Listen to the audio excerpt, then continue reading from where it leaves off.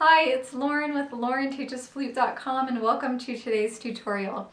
So in today's video, I'd like to talk a little bit about lip flexibility for beginners, and we will be specifically talking about how to transition from a low note to a high note with a really good solid sound on both notes. So let's get into it. So the first thing I want to talk about is like when going from a low note to a high note, generally what we will want to do is move our lips forward. So we'll talk about this away from the flute and then we'll gradually transition to the flute. So you want to move your lips forward. The center of your lips comes forward. So it's like putting your finger in the middle of your lips and going like this. Just like that. So you can feel the center of your lips coming forward. You can also feel the corners of the lips going in towards the center line. They're not staying right here. As your lips coming forward, they're going in, just like you're pushing your finger forward like this. So that's the general transition you're going to want to remember when you're going through the next steps. Just bringing the lips forward like this. This is the low note and this is the high note, okay? So that's the idea. So the next thing we want to do is practice on the Numo Pro, and if you don't have a Numo Pro, that's totally fine, but I will just show you in the camera as a demonstration. So when going from low to high, you're going to want to change your air direction slightly. So maybe when you're playing the low note, maybe you're directing your air down this low, and then when you go to the high note, maybe it goes up here. So it's not going up here or anything, you're just slightly changing the direction of the airstream ever so slightly. So I'll show you close up in the camera what that might look like on the Numo Pro.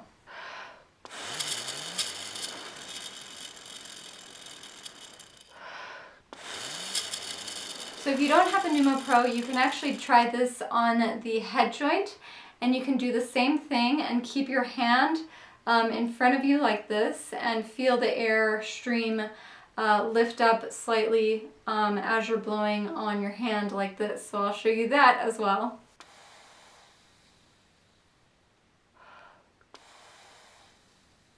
In addition to changing the air direction ever so slightly from low to high, and also changing the lip, the embouchure from what you normally do on your low notes to slightly bringing the lips forward a bit more.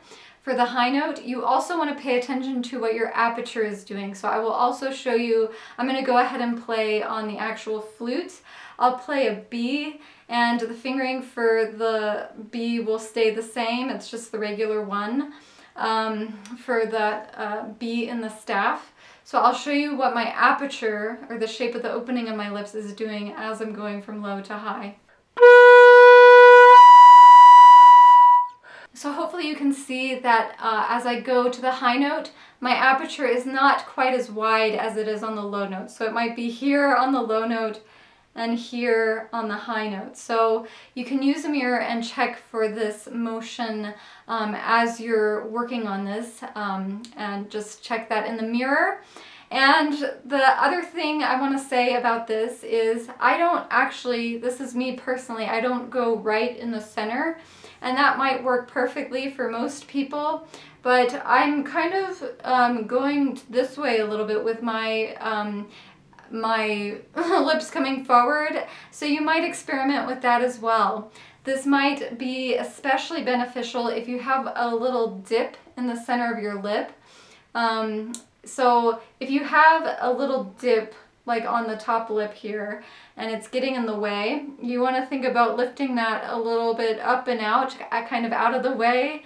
And you also want to make sure that you're not splitting your lip opening into two openings with the center of the lip. You want to get that out of the way and experiment with going slightly to one side or the other to see what feels best and what sounds best for you. So that's just something to be aware of as you're working on all of this. So here I'm playing right in the middle.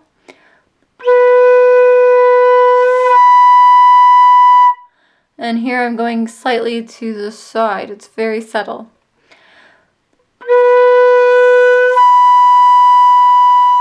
So I feel like it's best best to probably work on all this stuff on the tube of the head joint and look in a mirror and check your aperture shape and kind of make it as smooth and comfortable as possible.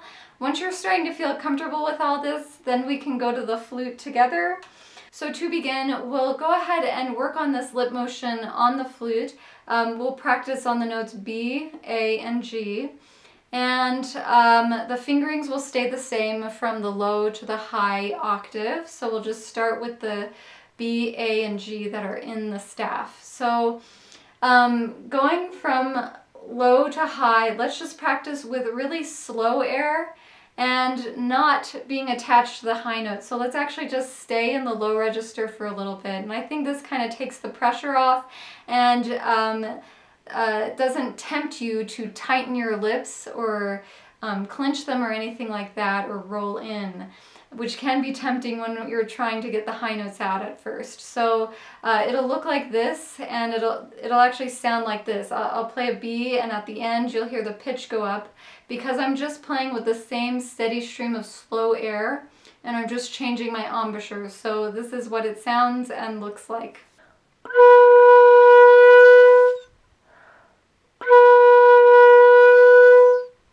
So that's what it sounds like with really slow air. So it's a pitch bending exercise, which is also a lip flexibility exercise. So it's a little less intimidating than going straight to that high note. So then in order to get the high note out, all you have to do is play that exact same exercise once that feels good. And it might actually take a week or a few weeks to feel really comfortable and like that's really solid. So be patient with yourself and just kind of enjoy the process and learn what you can from it. So now this is just speeding up my air, doing the exact same lip motion, and the high note should come right out. So this is the pitch bending with slow air. And now this is cranking the air pressure up. So I'm keeping the same air pressure, but I'm just cranking it up so that I'm using faster air in general. And this is where the high note should come out. All right, so hopefully all that's clear. Now I'm going to cover a few pitfalls that might come up as you are working on all of this. So the first one is that it might be very tempting as you're working to get the high note out to press the lips against the teeth and tighten up, and it'll sound like this. So it sounds very tense. So just like I mentioned at the beginning, you want to push your lips forward, and you actually want to feel the air passing through this inner lining of the lips. You want to play on the wet part of the lips. So pout and pucker your lips and feel the air coming through your lips passing through that wet inner lining right here. So 2 examples of that really quickly. All right, so this is pushing my lips against my teeth with a very tight sound. And this is cushioning, so bringing my lips forward and letting the air pass through the inner lining of the lips.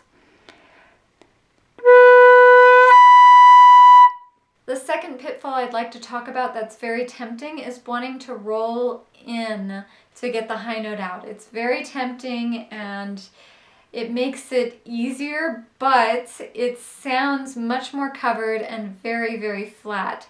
So it might sound something like this, and you can kind of see it from here. Or just playing really rolled in, it's very flat and covered. So be careful that you're not falling into that tendency. And the third and final pitfall that I'll talk about is tensing the jaw to get the high note out. So you want to keep the jaw relatively neutral and kind of relaxed. You want space between your teeth as you play. So tense jaw might sound like this. And it also makes me want to tense my lips a little bit when I do that. So just keep a really neutral jaw and space between your back teeth.